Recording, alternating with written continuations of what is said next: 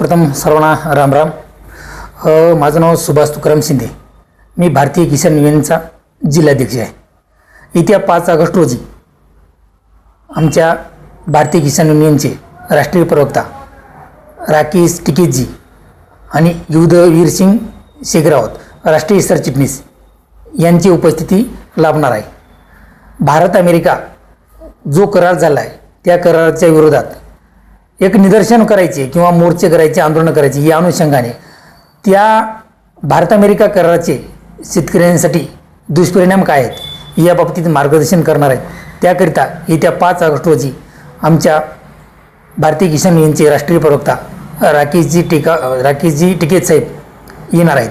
शंकरराव चव्हाण प्रेक्षागृहामध्ये 5 ऑगस्टला सकाळी 11 ते 2 या वेळामध्ये कार्यक्रम होणार आहे. शेतकरी तसेच नागरिक यांना काय आव्हान असणार आहे या कार्यक्रमाच्या? तर मी आमच्या सगळ्यांचा टीमचा सर्व शेतकऱ्यांना संपर्क चालू आहे.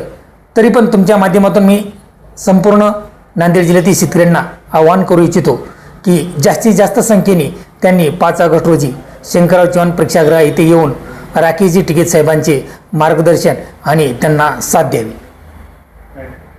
जय जवान जय किसान. ओके.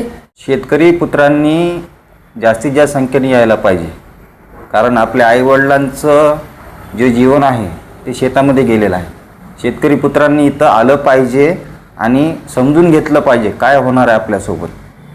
कारण जर राकेश टिकेत साहेब जर नसले असते तर आजपर्यंत 3 काळे कायदे आपल्यावर लादले गेले असते.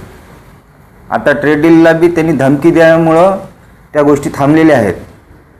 शेतकरी पुत्रांनी सगळ्यात जास्तीत जास्त यायला पाहिजे इथं. एकीकडे आपल्या देशाला कृषीप्रधान देश भारत म्हणून ओळखले जाते आणि दुसरीकडे शेतकऱ्यांची आजची जी परिस्थिती आहे त्याकडे कसं बघता? आता आम्ही कसं आहे, आम्ही म्हणजे युवा आहेत.